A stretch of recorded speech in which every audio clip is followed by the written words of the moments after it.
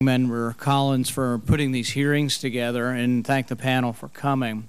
I think the most serious threats to our country from terrorism come from probably travel visas, refugee visas, and student visas. Now, some might argue with that, but 16 of the 19 hijackers were here on student visas, weren't policed well, and had overstayed their welcome.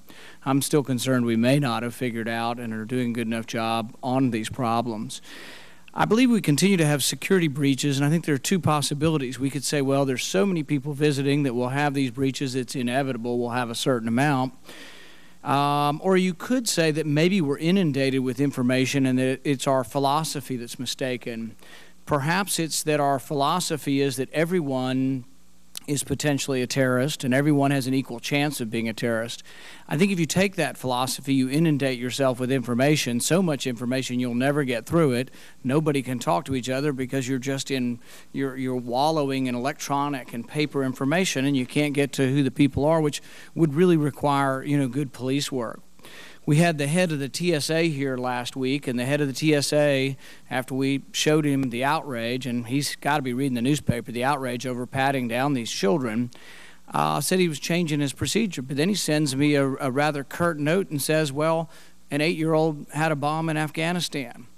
The problem is there's a logical error there. Okay, an 8-year-old in Afghanistan had a bomb.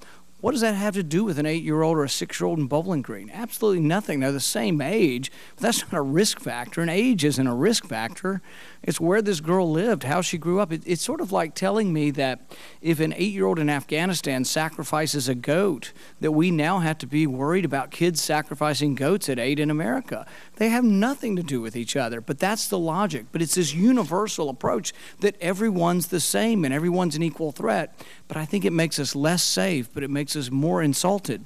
This morning in the airport in Nashville, 41-year-old mother arrested because she didn't want them putting the hands inside the pants of her 6-year-old girl. They say they're going to change, but they are not changing. They continue to pat down 6-year-old girls. The real threat is from people who are coming here internationally.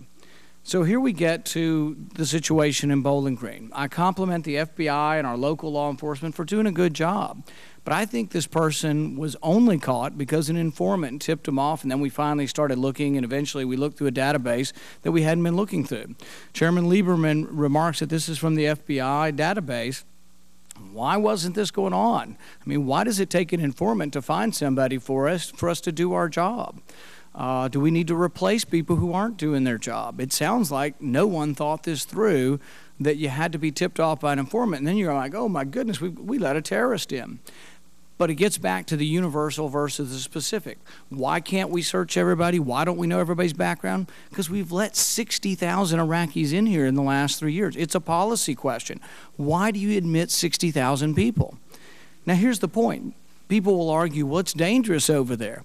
Well, we've got 50,000 of our young men and women putting their lives on the line every day. Some of our relatives, some of my relatives are over there putting their lives on the line for the Iraqis. Do you think maybe they ought to stay? And even if it is a dangerous place, it's been dangerous since 900 AD, since the massacre, not the recent massacre, the massacre at Karbala in 900 AD. They have hated each other for a millennium. It's not safe. But should we be admitting 50,000 people over here to our country? And then to add insult to injury, one of the alleged attackers lives in government housing. Most of them do. We're encouraging them to be on welfare. We have a whole cottage industry set up to get them in government housing, on food stamps. It's insulting to us that we are doing this, but it would take a policy change. I don't fault you for missing the needle in the haystack. You got to make the haystack smaller. You need to admit less people. So there's no reason we should be admitting 60,000 people, and we need to address that policy. I'm almost out of breath. Why don't we start with that question, Mr. Heyman, and tell me, why do we need 60,000? Are we going to keep admitting 18,000 a year? Can we possibly know who these people are? And just one other example of how we can't, even in the military over there, we have an attack almost every 6 months where we admit someone into the Iraqi military or the Afghan military, and then they attack our soldiers on base. It's hard to know who your friends are and who your foes are because they will lie to you on the admission statement. But I'd appreciate your comment, Secretary Heyman. Thank you, Senator. And I might add, this is